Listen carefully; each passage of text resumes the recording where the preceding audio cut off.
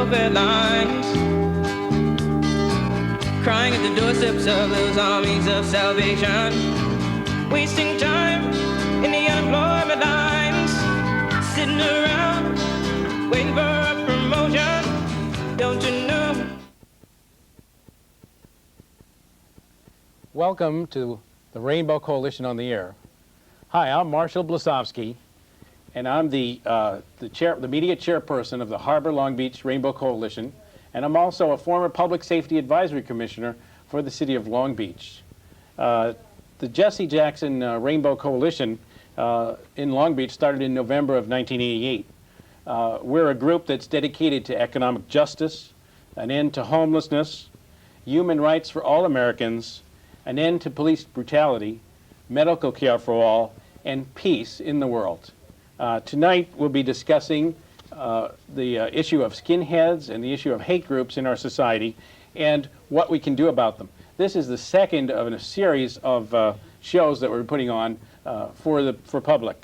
Tonight I have two speakers. Let me introduce my first speaker, Michael Nadell, who is from the People Against Racist Terror, which is a group that is based in the San Fernando Valley and is also has a basin-wide view of the issue of brutality by racist groups and hate groups. My other panelist tonight, our other guest, is Albert Garcia. He's a member of a rock group called All Systems Gone. He's also a member of the Music Workers Union, and he's very interested in trying to combat these groups. Michael, I was wondering if you would start it off for us tonight and say a few words about your organization. Well, thank you for having us on the show again. PART is People Against Racist Terror. We're involved in educational efforts and anti-racist activity throughout the Southern California area, and we work in a number of coalitions and in efforts, one based here in the Long Beach area, which is called TEACH, that's Together Empowered Against Crimes of Hatred. And the slogan of PART is be part of the solution. And the solution that we see to the problem of racist violence and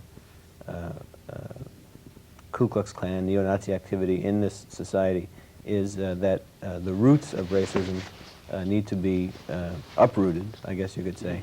And we see that racism is a very historic and deeply rooted problem in our society.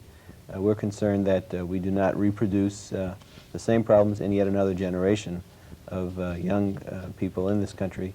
And so we're involved in speaking at schools and going out to concerts and leafleting young people.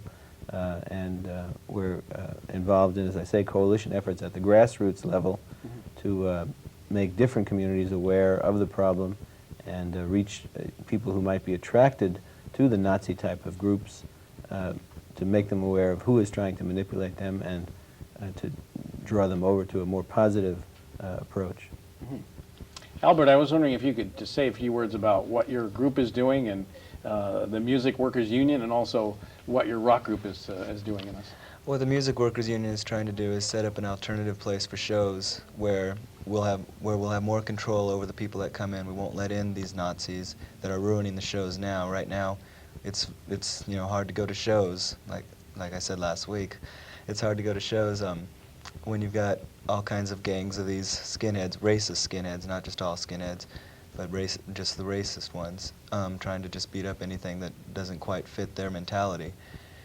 And I think what we've got to do mainly is just, let John Fenders know that we're not going to, sit around and let him bully us around with these thugs as his bouncers. He uses them as bouncers also, and just kind of ruin everything for us, because we just want to, we want to get along with everybody. We want to have shows where people don't get beat up, people will be safe there, and just get our music out and get our ideas out and across. Mm-hmm. Maybe you can just say a couple words about what's going on at Fender's Ballroom. What is Fender's Ballroom? And I know that it's been in the news in Long Beach or in the Lakewood area. I wonder if you could say a few words about what's happening there. He's been promoting bands. The ballroom itself has been letting bands play there that do have a racially I guess, white supremacist background, such as the Cro-Mags who just played there last week, and they give thanks to a member of the British National Front on one of their albums.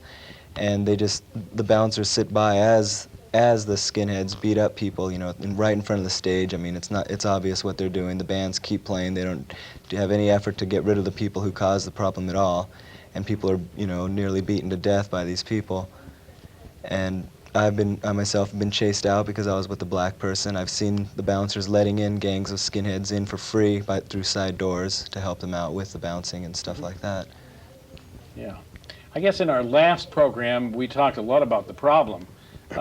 Maybe Michael could address what he thinks some of the solutions would be to the problem of hate groups.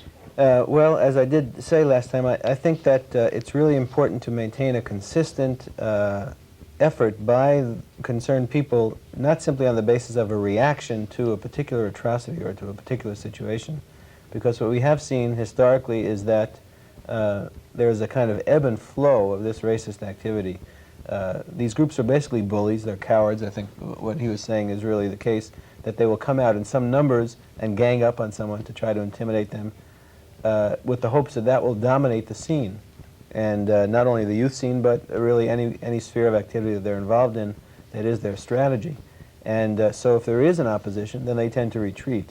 The problem has been in the past that the opposition has not been affirmative enough and consistent enough, and we have mostly reacted to situations. So there's a kind of a roller coaster effect where these Nazi groups or the Klan or neo-Nazis or white Aryan resistance will kind of make an organizing foray, and then there will be an outraged response, and then once things quiet down, people think the problem has gone away, when in fact the problem has not disappeared, but has only kind of gone underground, which these groups do have a clandestine type of mentality. And so what we would like to see is much more consistent and committed organizing for racial harmony, international unity, for solidarity, that is trying to achieve justice and trying to achieve the basis of equity in this society, so that there will not be these kind of racial divisions for the groups to exacerbate.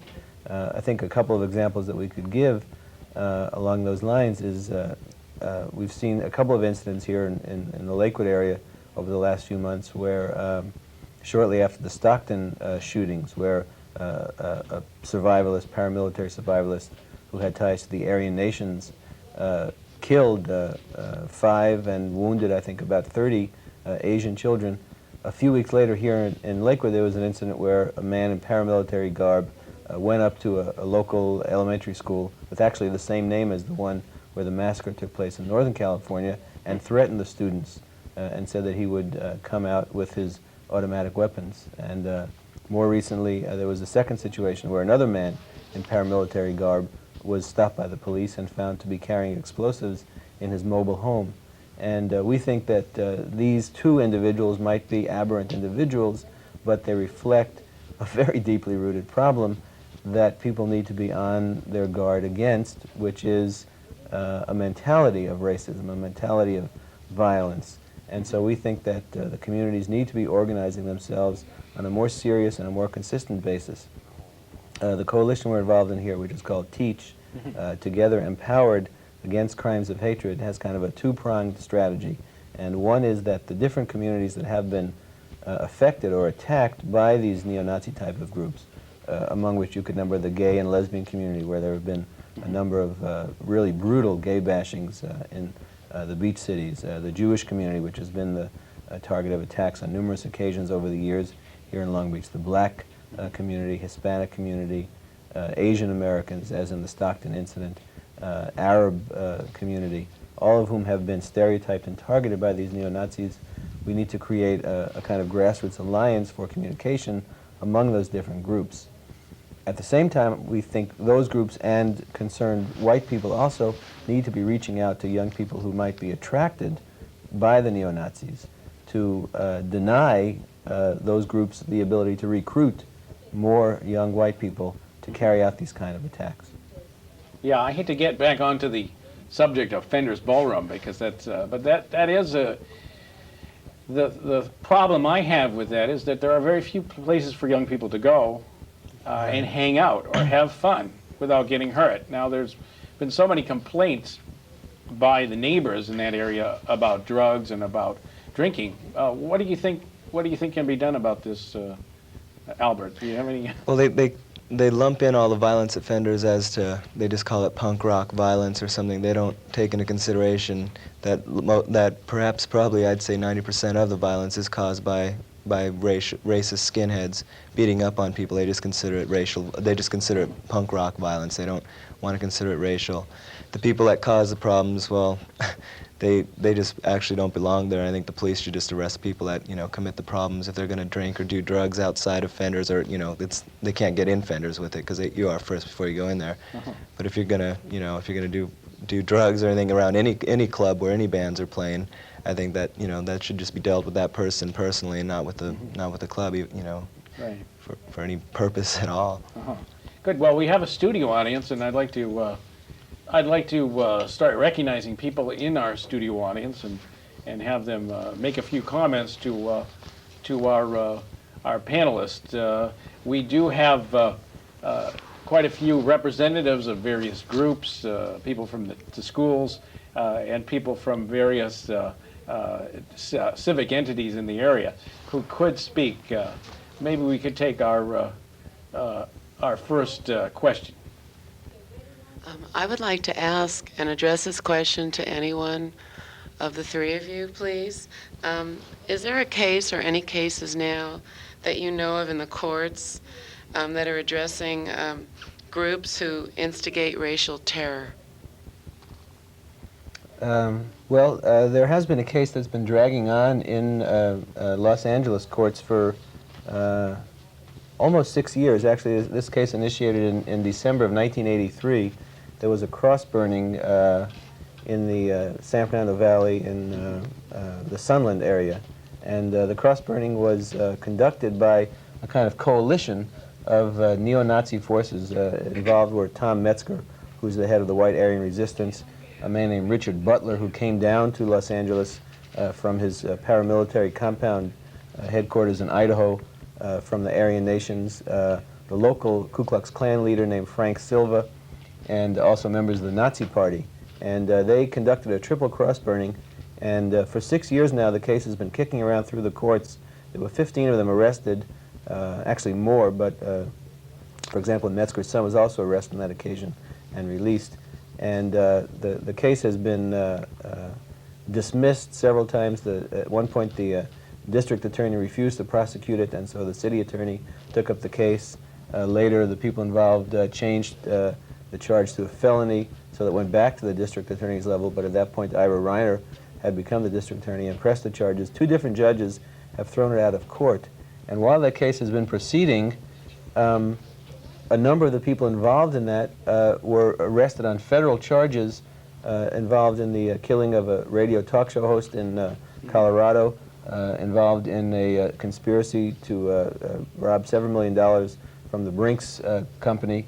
And these people who had actually been arrested here for the cross-burning and never sufficiently prosecuted eventually were jailed in Washington State on federal charges.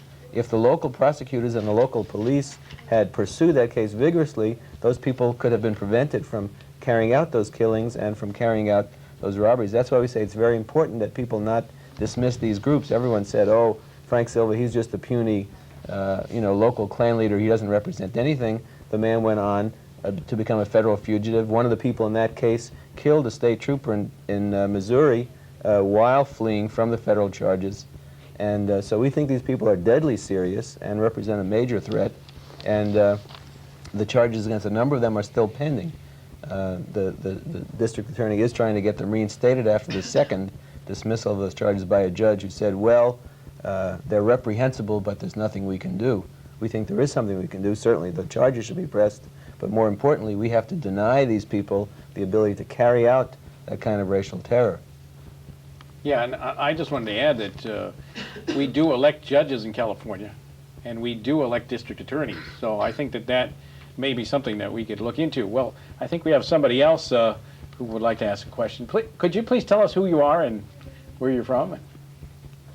Hi, my name is Bonnie Emick, and I work for the City of Signal Hill, and I just wanted to make a comment. Our police department has what we call a general order relating to hate, which basically is a procedural directive for personnel on how to deal with victims of hate crime. And that is available to any police department.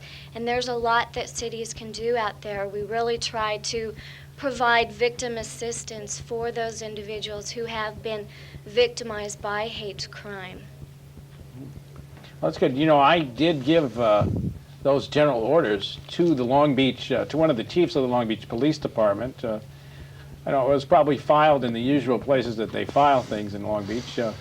One of the things is that there is a new Human Rights Commission in Long Beach, and I told Bonnie I did say something to one of the members, and I know the co-chairperson, and they'll be calling you to testify. They're going to be taking testimony on what to do about hate crimes. So that's also something that we can participate in the future.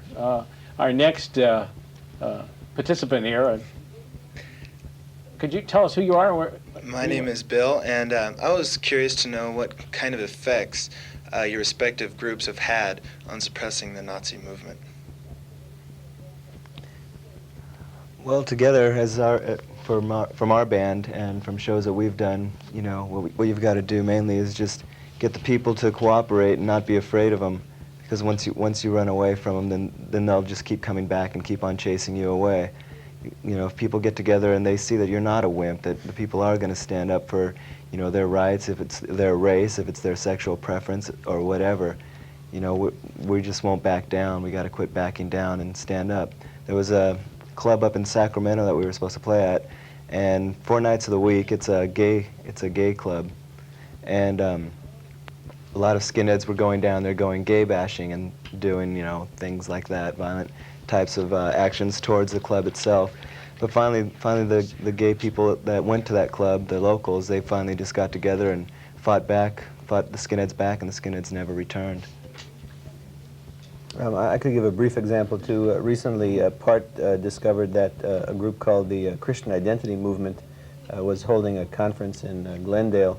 Christian Identity, despite the somewhat innocuous name, is a kind of the theological wing of the neo-Nazis in the U.S. Richard Butler, whom I mentioned, is a Christian Identity minister, and Tom Robb, who is the chaplain, so-called, of the Ku Klux Klan, is a Christian Identity minister. And so it turns out that there's a group based down in Escondido which comes up to Glendale yearly and holds a gathering of these Christian Identity people. And they were bringing people in from Idaho, from Louisiana, Texas, Missouri, to preach this gospel of hatred, which basically says that the only true Christians are the Aryans, and that the Nordic people are the 10 lost tribes in the Bible, and so on and so forth. So we exposed the fact that this conference was being held and called for a counter-demonstration and picket line just to expose and to protest this racism. They canceled the last day of their conference once it was exposed, and the Masonic Temple, where it was being held, said that they had no idea of the nature of what the group was, and has said that they would never allow them to preach that hatred on their grounds again. So we think that that was an important positive step in making people aware of just how insidious some of these groups are, and in denying them the right to preach this kind of intolerance. I think that's good. Let's see, we have another person with a question. Yes, my name is George, and I've worked with CISPES, and which is Committee in Solidarity with the People of El Salvador, and the Peace and Freedom Party. And I'd just like to know why the government seems more tolerant of these hate groups than they do of groups that are more bent towards socialist movements. What color is the government? What color is most of the police force? Yeah, I don't know. Well, yeah, I think it's been unfortunately true. If we look back actually over the last decade, going back to about 1979, that the government has played a very unfortunate role in initiating a whole period of this kind of consolidation of Nazis and Klansmen. If we look back at the killings in Greensboro in 1979, which really instituted a whole new historical period that the Klan itself sometimes refers to as the fourth generation Klan, which is this clandestine paramilitary type of operation. What we saw there was that there was a U.S. government agent within the Nazi Party from the Alcohol, Tobacco, and Firearms, and a U.S. government agent within the Ku Klux Klan from the FBI, who were instrumental in bringing those two groups together in what was called the United Racist Front in North Carolina, and then carried out these killings of anti-Klan activists, black people in North Carolina. Subsequently, there were several of what amounted to show trials in which these people were acquitted off the board. And we saw the same thing actually recently when the government supposedly indicted 13 white supremacists for seditious conspiracy who were involved in that order activity of killings, attacking judges and federal agents, and again they were acquitted. And we think the government has tended to keep some of these people on kind of a leash, where as long as they are only attacking groups that the government doesn't care about too much, they are allowed to continue in existence and even supported in a certain way. And we think that the problem is more extensive than just the one or two neo-Nazis that you see, and really will require a very substantial transformation of this whole society. Mm-hmm. And I think there are estimates that say there's anywhere from 10 to 20 supporters for each active member of the Klan, the Nazis, or whatever it is. There may be 20 supporters that do act as a buffer. So we're talking about large numbers of people. I guess there's another question out there. Yes, Mike, the second part of my question, remember when I asked you about Dave and Tom, about the large sum of money that was funded for their campaign? Mm-hmm. Yeah, Metzger and David Duke, who ran recently. Okay, what can we do to stop the flow? Well, I think that's a good question. They do have a base of support. I think that Tom Metzger, and this goes back to the question of what can we do. Metzger is a very serious organizer and has been for many years. And I think David Duke the same. He's had a strategy for more than 10 years of seeking to legitimize this kind of racism. And Metzger, I think, also for more than a decade has been very consistently, he has a cable TV show. I mean, I think it's very positive that we're here on cable, but Tom Metzger has a show which is in I think 60 different markets around the country. He's taped about 80 episodes of his show. He has telephone hate lines. He has a computer bulletin board. And so he is definitely organizing a base from which he is then producing this income. And Duke does the same thing. They have a newspaper. So I think really what is incumbent upon us is to step up our organizing efforts and not leave the kind of vacuum within which these racists then reap the benefits of having easy answers for people. And I just have a question for you, Mike. What is the difference between our position and, say, the ACLU's position? I know that the ACLU many times will defend the Klan or the Nazis and on the basis of free speech. What would you say if somebody said to you, well, everyone has a right, this is a marketplace of ideas in America, this is the free country that we have, what would you say to him? Well, I can't speak, of course, for your Rainbow Coalition, but the position of PART is that we don't see that as a free speech issue. We see that time and time again, the public organizing and public activity that these people are involved in is almost always based in and connected to a secret strategy for violence and for building a clandestine apparatus. If you look at the history of the Klan for over 100 years, the pattern has been the same. They are night riders, they are vigilantes, they are terrorists, and so that's what we emphasize. It's not a question, do they have the right to speak, but that they have no right to put that strategy into practice, because they consistently do. That leads to cross burnings, it leads to violence, bombings, terrorism, vandalism, and so we want to make it impossible for groups like the Klan to really exist in this society. Right. I think we have time for one more question. Okay, hi, my name is Ron. I'm a resident of Long Beach, and I direct this question to Albert. This problem seems to be coming up in many other countries, Europe, South America in particular, where there are fascist dictatorships. Your Music Workers Unions has branches down there, so they're working with this problem down there too? Oh, yes, and the shows down there, they're independently run, you know, with the Music Workers Union, they'll do shows that are against racism and against fascism, and of course there'll be the governments themselves will try and stamp them out. So sometimes they'll have to smuggle out master tapes, of the bands that are trying to get their words, heard.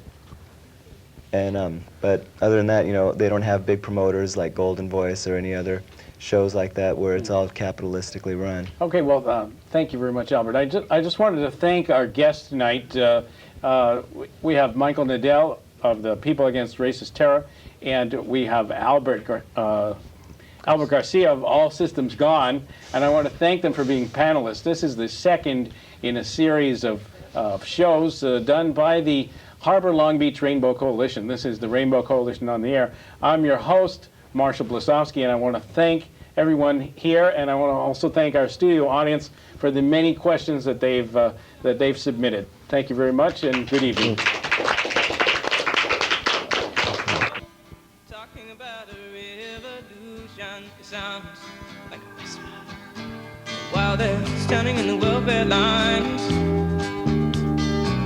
crying at the doorsteps of those armies of salvation, wasting time in the unemployment lines, sitting around waiting for a promotion.